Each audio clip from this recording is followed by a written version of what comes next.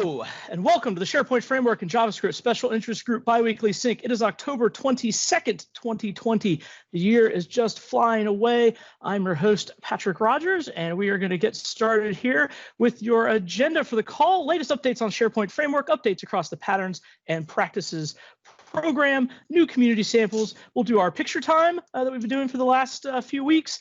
And we got demos, one from me, hope that's ready, and Sudharsan and Alex. We'll have those demos great coming later in the call. So as we get going, we always like to talk about opportunities to participate and join in SPFx and PnP Community. So you can always join in the demo. You've got web parts, application customizers, provisioning, anything else you might create around client-side development. We'd love to have that demoed on the call. And of course, anything from any of the @PnP parts of the program, offerings from the program there. So PnPjs, CLI, Reusable Controls, Yeoman Generator, or anything else. We'd love to have your demos. If you're interested in the demoing, whoever you are, wherever you are, please just reach out to myself or Vesa. We'll get you scheduled on an upcoming call. You can, of course, contribute on GitHub.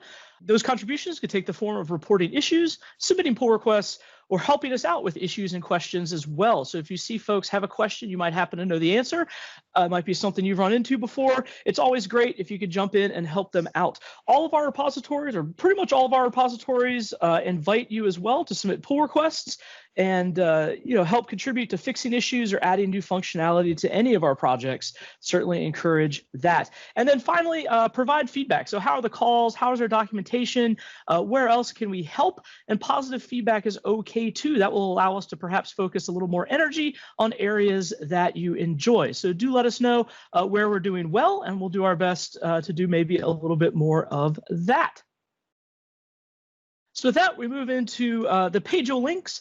So we've got lots and lots of links here. So developer videos, community videos, which include all of our community calls. So this one, the general dev special interest group call, the monthly community calls, all of our calls will be hosted there.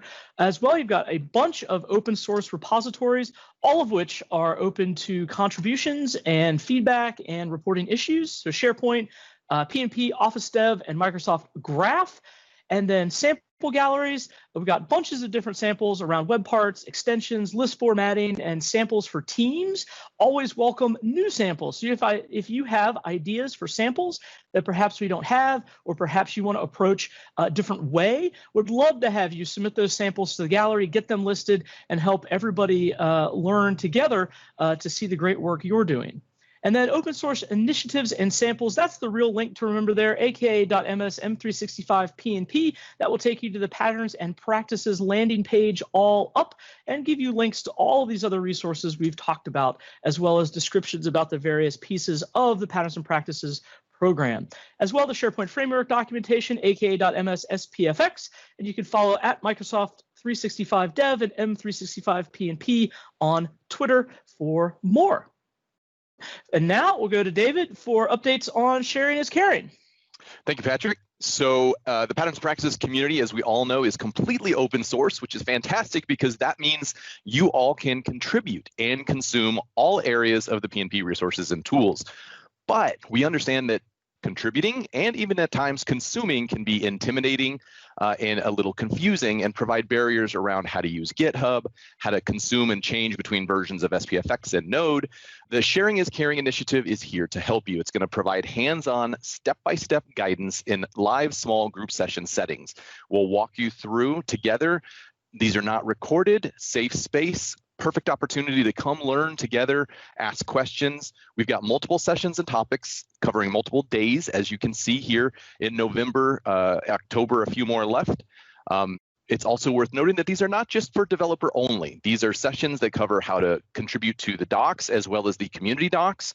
And we've got a lot more coming soon. So they build upon one another. So even if you are a developer, it's great to start out with that first-time contributor. We'll provide a lot of the patterns and practices guidance around the templating and pull requests and contributing.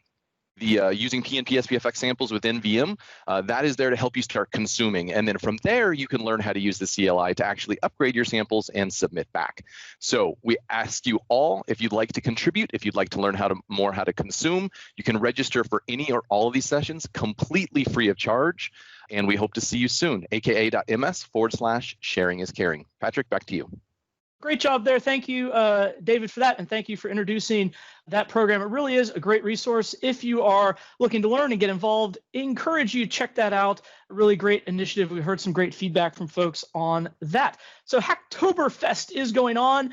We have tagged, not sure 100%, but pretty much all of the PnP repositories. We are participating in that. So welcome you to be part of that. This is put on by DigitalOcean. But 4 pull requests in October to repositories that are signed up or participating in Hacktoberfest, and you get a free t-shirt or plant a tree. So perfect time to start contributing. It's a great follow-on to the Sharing is Caring sessions David was mentioning. So if you do those sessions and you're looking for what to do, great time to get started in October because you can get a free t-shirt. And now we'll go to SharePoint framework updates from Vesa. Yay! Not a massive amount of new things since our previous update again, but I wanted to actually, this one has been updated, and as you can see in the top right corner, you can see actually 2 days which are skyrocketing. So on Monday and Tuesday this week, we are once again doing the highest possible or new records on the SPFx usage worldwide, which is really, really cool. So third-party extensibility built using SPFx, either in SharePoint or in Microsoft Teams. What's really cool is that the Microsoft Teams extensibility built with SPFx month-over-month growth is right now at 49%, which is insane. So people are really adapting, building Microsoft Teams extensibility using SPFx as well, which is a great option. The following slide, which I have not significantly updated, but basically what we're still looking into doing by end of this year, this is the basic setup of the objectives for us, as we talked about in the monthly community call as well. We had Luca and Pat talking about those things, is the performance improvements. So this is optimizations related on bundling and minimizing the base loading and making everything working properly. We're moving the MSAO on the authentication side. The transition should be completely seamless for you, so you wouldn't have any impact on your side. And then the Teams is being absolutely the big focus for us as well. So we're improving the store acquisition. We're adding a support for complex solutions. So it's not just about auto-generating the Teams manifest, also actually embedding Teams manifest inside of the SPFx file, making it possible, and then more efficient mobile support. So really, really focusing on the Teams side, and then making sure that we are updating the tooling as well on the latest possible level. But no updates from past 2 weeks, but a lot of focus internally, and I will definitely update you when there's anything I can share more. But let's jump back on you, Patrick. Let's instead, for me, jump to Julie for updates on PnPjs client-side libraries. Cool, thanks, Patrick. So I just wanted to announce that our next release, 2.0.12, is scheduled for November 13th. Obviously, we'll have some bug fixes in there and definitely some documentation updates. We're also continuing testing for the beta release for isolated runtimes. What this allows you to do is connect to multiple different tenants with PnPjs in the same session so that you can effectively talk to more than one tenant at a time. So that beta 2.1.0 is out right now, and we would really, really, really appreciate anyone who has any free time to test that out and submit issues if you find any problems with it in our GitHub repo so that we can move forward on that new feature. And then also just make sure that you're following us on our new Twitter account, M365PnPjs. We do all our announcements on that Twitter account about new features coming out and new releases and any other big issues. So again, any feedback, any issues, please submit it to our issue list and we'll try to get to it as soon as we possibly can. Thanks, Patrick. Back to you. Awesome. Thank you very much for that update. And our next update is CLI for Microsoft 365. And I believe I'm going to talk about this. So released a new 3.2 beta with support for retrieving Teams tabs, retrieving Knowledge Hub site URLs, deleting modern SharePoint sites, simplified updating to to-do lists, and updated the CLI architecture without deprecated packages. So just sort of some housekeeping there. So if you haven't tried out the CLI, give that a try. V3 has a lot of great updates, fixes, and improvements in it over V2, so I encourage you to try that out. It's available natively in the Azure Cloud Shell now, which is incredibly exciting to see that. And you can always install npm install-g at pnp/cli-microsoft 365. So I encourage you to check out the CLI, another great tool in your tool belt. Moving now to SPFx Reusable Controls, I believe Alex is here to speak on this slide. Yeah, thank you, Patrick. So we did release both libraries, React Controls and React Property Controls. For React Controls, the greatest features that were added is sticky header and drag and drop in list view. We also updated carousel to be able to display slide indicators underneath the image, not like overlapping the image. There were some bug fixes, some small updates there. For React Property Controls, we have new control property field GUID, and for example, for file picker, we have support for stock images. It was part of React Controls, but was not presented in React Property Controls. And thanks to all our contributors this month. And don't forget to follow us at M365 PnP Controls. Thank you. Back to you, Patrick. Awesome. Thank you for that update, Alex. And now PnP SPFx samples, which I believe is going to be Hugo. Thank you, Patrick. So on the SPFx samples, we have a few repositories that we have available for you if you want to get started on a project and you need help with finding code. It's all built by an inclusive community, and we welcome everyone, and we encourage a positive attitude and helping each other. So these repositories, again, should be absolutely the first step that you take when you have to start a new solution. These are the updates for the last 2 weeks. On the SPFx extension side, we don't have any updates, so insert sad trumpet music here. On the SPFx web part side, we have quite a few updates. The first one is a new Tailwind CSS sample by Fabio Fanzini, who shows how to add Tailwind CSS to your SPFx web part. And then on the update side, we have personal greetings by Zach, who's upgraded to SPFx 1.11, the quick poll by Sudharsan, who also upgraded to SPFx 1.11 and fixed a few bugs. Luis Mañez updated his web part to add the open from Outlook functionality in the Outlook add-in. The direct to web part has new issues that have been fixed, especially when you're looking for attributes that have a space in them. That was fixed by Sudharsan. And the React calendar, we have a few updates. One by Nandit Nachan, who added support for full day events. And a bit lower down, we have an update also by Abderrahman, who added full year view on the calendar.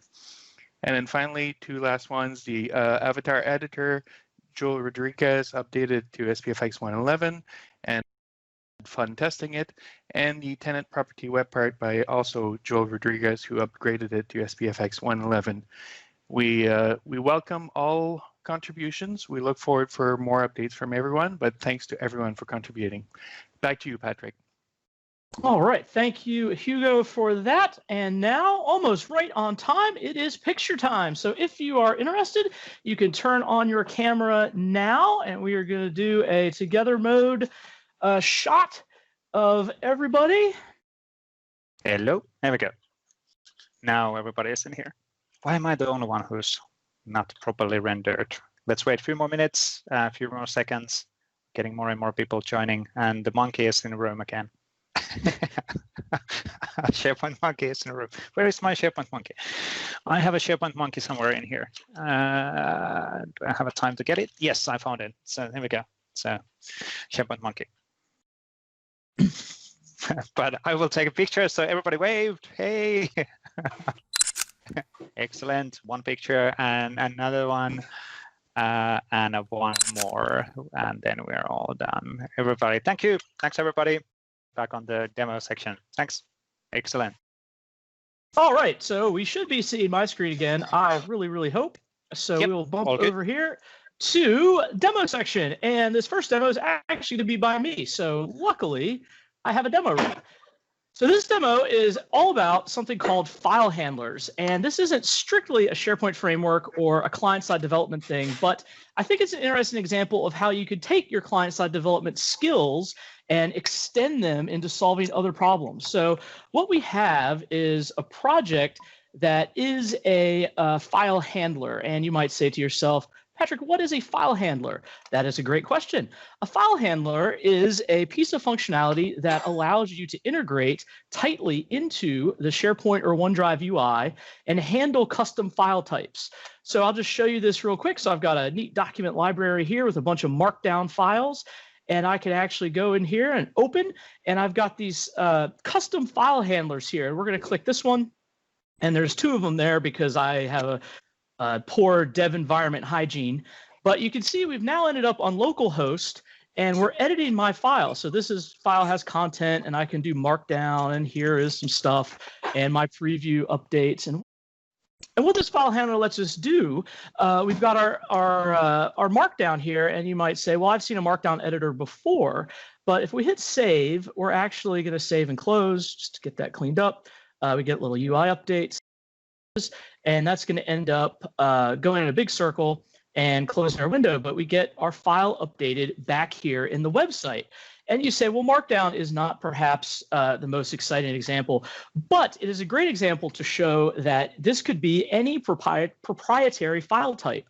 So you might have a custom image format, a custom mapping format, some type of I don't know, AutoCAD rendering format, something like that we natively don't support in the service, but you would like to provide some functionality. So file handlers give you an excellent hook to do that. And they give you a hook in three main ways. You can actually create a new file. It's going to show up here integrated right into the new menu. It's going to show up here under open, and as you can see, you could actually register multiple file handlers for a given extension, and it's also going to be built into the preview functionality. So if I hit preview, you're going to get the Office 365 Microsoft rendered bar at the top here, and then below that an iframe, which again is pointing to our local host.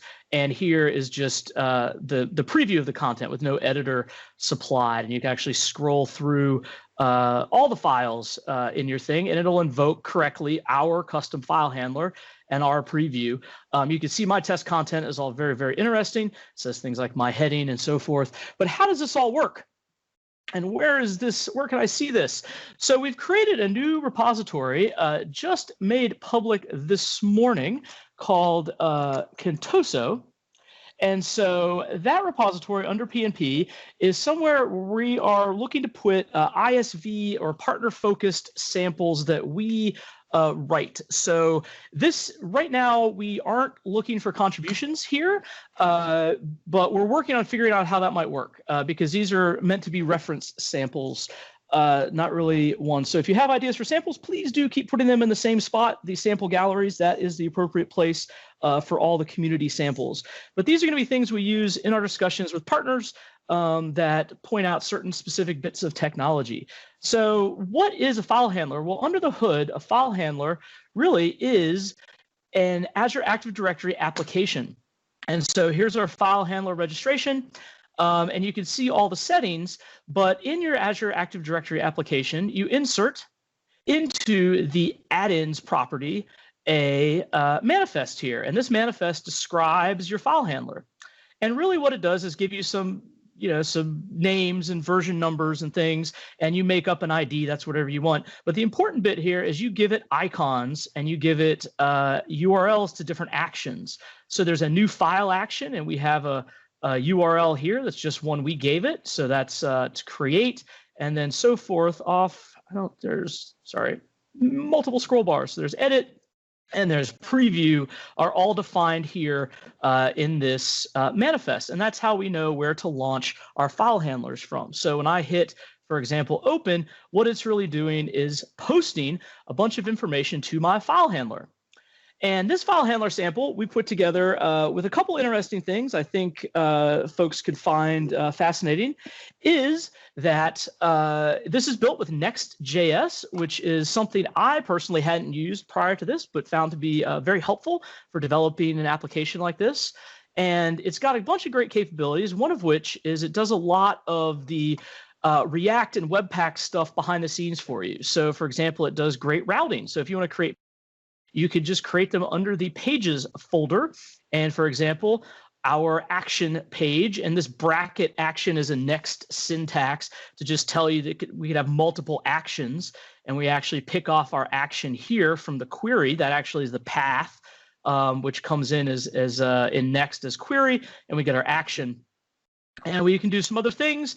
And so I've added in a bunch of code tours. I'm not going to go through each code tour here in the interest of time, but we do things on the server side. So Next has a great capability of splitting server and client side functionality. And there's a lot of additional documentation on that you can check out. But so on our get server side props, this is obviously running on the server side, but we get a post request from SharePoint when we launch the file handler. And then we have a helper method here called a init handler. And that init handler method, we'll take a quick look at that. It does some stuff for us. So what it does is it either handles knowing that we have a token, meaning we've gone through the auth flow, or recognizes that we don't have a token and launches the authentication flow. In this case, we're using the new MSAL for Node library, which is out in, I think they're calling it an alpha still, but it's I found it quite stable for what I was doing in this testing. So you could definitely check that out. But we're using the auth code flow. So we get our auth code. A file handler needs OpenID to sign people in, and then files read write all gives you access to all of the files that the given user has access to. And then we're giving it a redirect URI back to our API login. But all of this is more or less just TypeScript code and React code that you're already familiar with. So it's a great way to take those skills and extend them to solving another problem in the SharePoint OneDrive space. So once we get through our auth flow, we get a token. We actually make a request to graph. This URL comes in. Activation params items is going to be a graph URL to the Microsoft Graph. We grab the content of that file, and we actually pass it then into our page as properties. So it's going to come in as part of the properties. This handler is our actual page component function, our functional component for the page. We do some validation of the stuff we think we're getting. We set up our state using hooks. We do some functions here. So we have a function for handling content change, for save. Again, this is more or less just React programming and setting states and things. And so we come down and we have two different views. So we're handling in the same control. We're handling our preview action, and we're handling the other two actions, which are edit or create. And so we provide our UI here, some message bars. We're using the Office UI Fabric, and Monaco editor in Next was a fun piece of stuff to set up. So we actually have one of our code tours outlines how to set the Monaco editor up in Next.js. So we've got a control there. And then we also have a preview control that is just an iframe that takes the content and inserts it into an iframe to isolate it a bit from what we're doing. So we can edit on our page, as you saw here. We can go and we can edit this guy, and we can make all our edits. And when we're ready to save, edit, we're ready to save. We come back to our code. We have two types of save. So these are just functionally binding this flag for true or false. We'll come up to save, and that means if it's true, we're also going to close the window once we're done. And then we just run some TypeScript logic here. We actually post to our API locally. So our API is part of our application that's then going to run and persist the content back to SharePoint. We pass it the things it needs to know, the app ID, the updated content, and then as well the URL to our item in graph. We send that back, and then this is all just normal. If the response worked, we could clear our dirty flag, and we could close the window or set the message bar, take our other appropriate actions. The last piece here I'll show you real quick is file handler. We did the same thing with the bracket action using that Next.js capability to put multiple routes into a single page, into a single module. So we've got some configuration. Our size limit, we're saying this sample is only going to handle files up to 10 megabytes. because it's just a sample. So we've got our handler. We could do save. We're going to handle a save. We come in here. We, again, process some of our inputs, make sure we're good to go. We have our token already. We saved that in the session, so we don't have to re-auth. We've actually saved the token in the user's session. So we've got that ready to go. And then we construct a request to get some additional info about our list item, or I'm sorry, about our file item. We make that request in Graph, and then we actually put the updated content as a buffer back up to the graph, and you can see our graph URL built out there. And then if our request is okay, or not okay rather in this case, we do some error logging and report an error to the consumer, which in this case is our own page. Otherwise, we say 200 and we're good.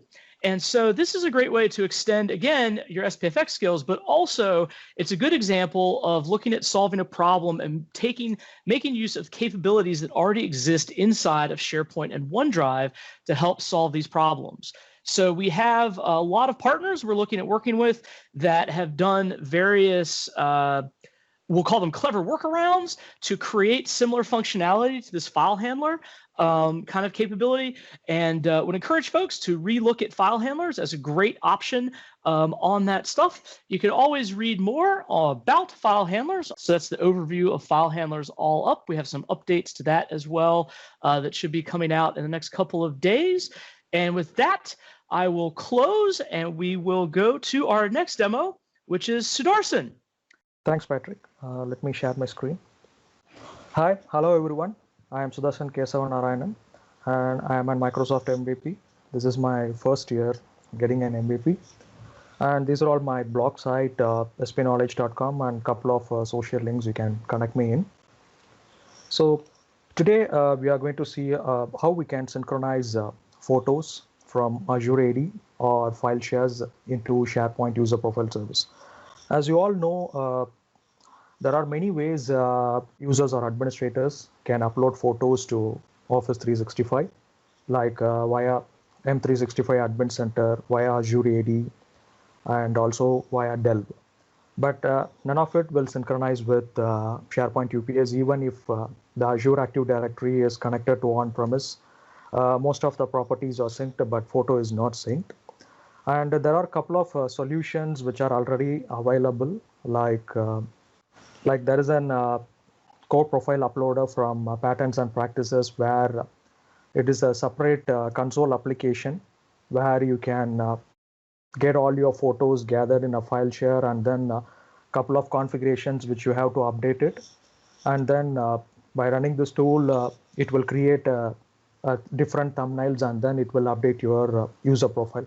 There are a couple of configurations and settings which you have to do to synchronize using this tool.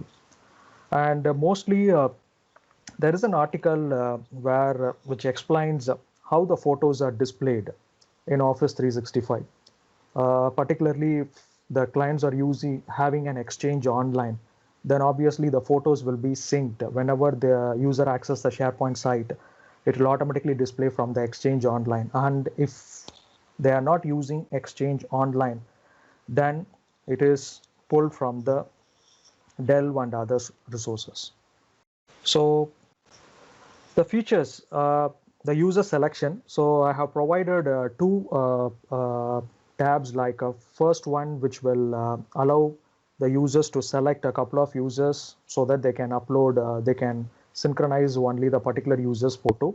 And there is also a bulk sync where you can drag and drop a bulk of images, and then you can update it. The only thing is the images should have the file name as user login name, which is the user principal name, which looks like an email ID. And the other feature is access control. This solution can be accessed only by a specific set of people, which can be configured in the web part properties. A SharePoint group, which can be configured. Not all the end users can access this solution. And there is also a feature where you can view whoever has uploaded the photos. There is a status, a synchronization job status. You can verify whether the job is running or it is already completed, or is there any error. And the last is I have used Azure function, Azure PnP PowerShell to handle the photo update. And a couple of packages have used this, mostly the PnP packages. And I'm a great fan of PnP package, and it is a very helpful library. And mostly it is very easy to maintain the code using that library. And a couple of property controls and SPFx controls. And image resize, where I have used to generate different thumbnails. And React drop zone is nothing but for drag and drop functionality. So let's go to the demo. So before going to the demo, let me refresh the profile page. It will load on the backend. Actually, there are two users, Alex and Diego, where I will show it by manual selection, and Grady and Henry, where I will drag and drop the images, and then I'll show that functionality. So this properties will only be, for the first time, it will be loading only to the site administrators. So when the end users click on edit this web part, and they cannot see all the properties. And the first one is the library, where I'll be storing the different thumbnail images for the temporary purpose. And the Azure function will get the images from this library and then store it in UPS. And there is an option to delete. If once the job is already done, you can keep the thumbnail images for any other purpose, or you can just select this property so that once the properties are updated, then automatically the thumbnail images will be deleted. And this is the Azure function URL, and whether to use certificate or not. And the date time is nothing but the status, sync job status. And this is a SharePoint group. Whoever can access this web part. And this is to enable whether you need to enable the bulk sync or not. And use page full width is nothing but here I have created as a spa. And you can also add this as a web part, where if you want to use the full page, you can just select this option. So the first one is Alex and Diego. So let me choose the name. So you can see here the photos are not updated. So if you see here, the photos are not updated. And Diego. Okay, so once you select it, I'll be displaying the title, user ID, and then the current photo from SharePoint. And once you click this button, so this will trigger, this will get the photo from Azure AD. So if you see for Alex, you can see the photo here, and for Diego, there is a photo. And you can see the photos will be displayed here. And if there is no photo, then only the profiles which has the photo will be taken into consideration by the Azure function to update. And the last is you can click the update for users' photos. So once you click on this button, it will trigger the Azure functions on the backend, and then it will the job will trigger on the backend. So that's it. So when you go to the sync status, so you can see the status as the manual trigger, and the job is submitted. So regarding the bulk sync, so I have provided the message that it can support PNG, JPEG, and JPG. The only thing is the file name should have the user's login name. So I'll just choose. So once you selected this, then based on the file name, I'll be getting their user ID and then the title. And then I'll be displaying the current image, whichever from SharePoint. So I'll be showing the status whether it is valid or not. If the name doesn't match from the site users column, then it will show invalid. So just trigger the button. That's it. So this will automatically generate the image and then put it in the folder, and then it will trigger the Azure function. So these are all, this is the user photos library, which is a temporary library I have been using. So if you see here, it has generated all the thumbnails for the first scenario. Okay. And there is a sync list, which I have been using where to store all the sync data. So I have been storing the sync data and then the completed data from the Azure function as a JSON file. So once the process is completed, so let us check the status. So the manual status, Alex and Diego, it is completed. So the status is changed and this is running. So if you can see the actions, so you can see the profile is updated. So this is Alex. I'll just refresh it. And let me see whether, okay, the bulk sync, it is also completed. So you can see Grady and Henrik. So if you see here, Alex, their photos are getting up, it's updated, and Diego, it is also updated. And for Grady and Henry,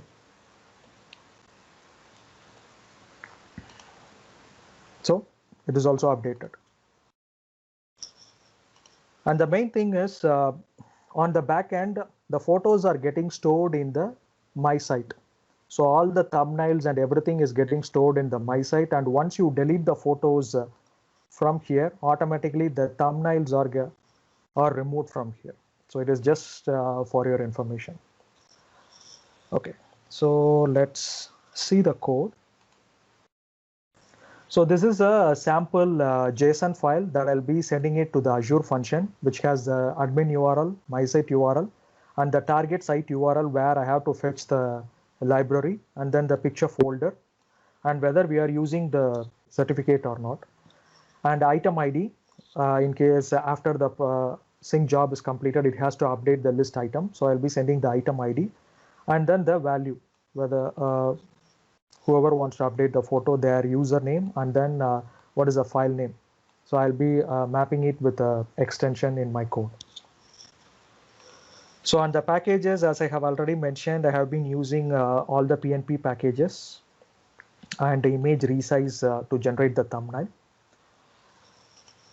So on the web part properties, so first I'll be checking the user, current logged in user, whether he is a site admin or the normal user. If it is a site admin, I'll be loading all the properties here. And if it is a normal user, I'll be just loading the property pan information so that they can ask the administrators to change or add any other user they want to access it.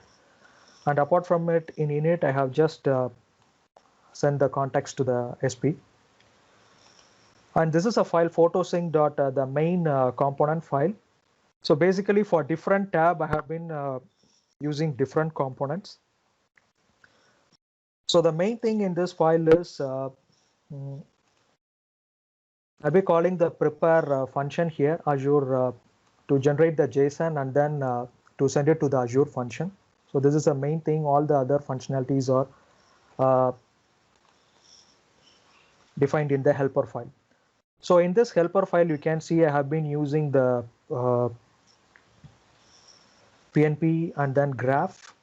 And these are all the sizes. And if you see, actual SP photo size is, it will generate 3 thumbnails, small, medium, and large. Small is 48 cross 42, and the corresponding size from the graph service is 48 cross 48. And if you see, there are multiple dimensions you can get it from the graph. So these are all the width and height of the photo. These are all different dimensions you can get it. And in that, I am using 48 cross 48 for small, 96 for medium, and then 240 for large.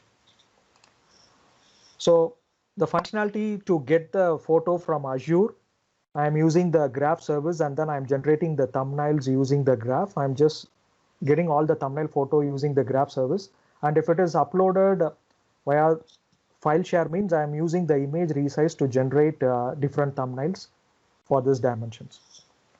And one more thing is I have just created a batch limit, because since we are using graph, we cannot send each and every request individually. So I'm using the batch limit. So if there are more number of requests, I'll batch it the maximum of 18, and then I'll send it as a batch. So you see here, I'll be splitting all the requests into a chunk, and then if it reaches 18, I'll be sending it in a multiple batches.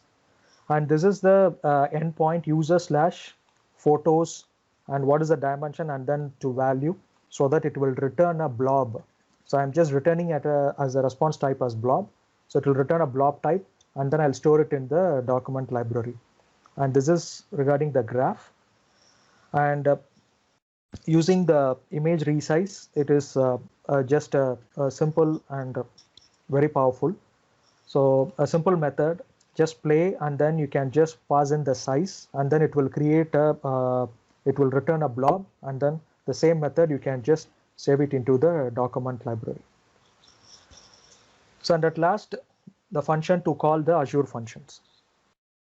Okay. And next is PowerShell script. Here, based on the JSON, I'll be fetching all the thumbnails, large, medium, and then small. And then I'll be setting the medium thumbnails as a photo URL. And one more property, which we have to set it as a picture placeholder state. So this state has to be set once the URL is picture URL is set. And other than that, if you have selected the function to clear the photos, then automatically once the photo has been updated, it will automatically remove it from the document library. Okay. That's it, Patrick. Thank you. Awesome. Thank you very much. That's really interesting demo, a great use of the files and the different ways to manipulate the images with the resizing. Another great sample. Encourage folks to check that out. And we'll move now to our last demo to Alex. If you're ready to go, you can go ahead and take over. Awesome. Let me share my screen.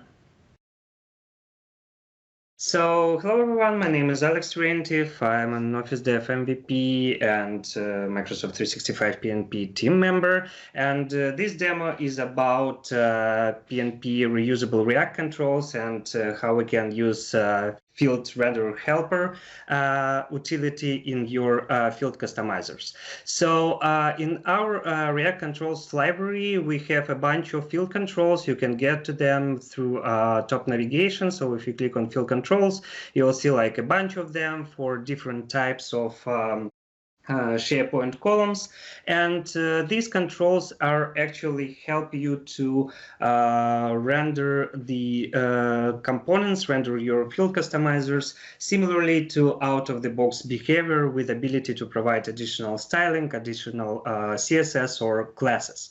But today what I want to talk about is about this FieldRendererHelper class that additionally allows you to automatically select one of those components based on the current type of SharePoint column. Why it is beneficial? Because basically you can create one field customizer and apply it to any type of SharePoint column.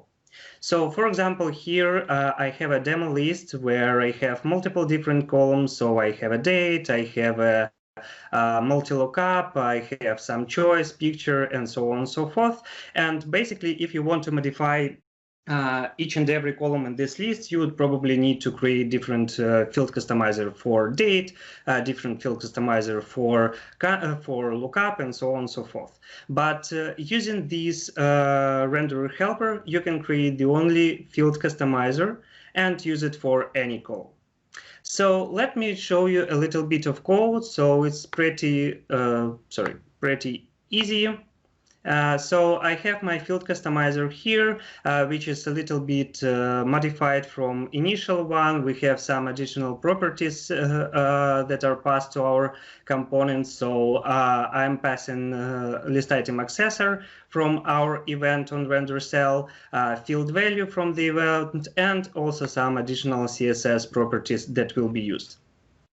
In our React component, in our field customizer React component, what I am actually doing in component did mount, I am getting the field renderer based on list item accessor and current field value. So basically the magic here is that inside the field renderer, this helper class, it will go through the list item accessor, look at the current field, look at this type. It will grab the proper control for this type of the column, and it also modify, if needed, the value of this cell in this field to correctly display it on the page. So for example, for the text column, we just need to display the text that we got from the field customizer. But for example, for lookup, we will have a JSON object that we need to parse and correctly display it with the value and lookup ID as well. So let me actually grab the URL, debug URL for this example here, and I'll just apply it to this list. And what we want to do first, let's change the behavior of journey date. So instead of this one, I will put journey date. And let's refresh to see that debug is working. Okay. Here it is. So as you can see, it's basically almost the same UI as it was for out-of-the-box behavior. The only difference that we have some style supplied that we provided from our field customizer. We can do the same for visited countries, for example, which is a multi-lookup. And here we go. Again, first of all, the style is applied, but also we still have the functionality as in out-of-the-box behavior. So if I click on the value, you will see the pop-up with the kind of value from the looked up list. Same here, even if it's multi-value, we still can click on it and see the value for the looked up column.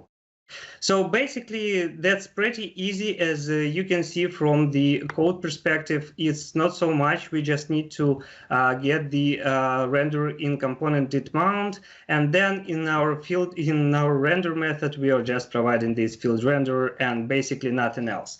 And again, this will work for any type of SharePoint column, and it allows you to provide additional CSS properties and class names. So basically, if in your scenario you just need to provide additional styling to out-of-the-box behavior of your SharePoint columns, it's probably the best and the easiest way for you to go and implement the functionality.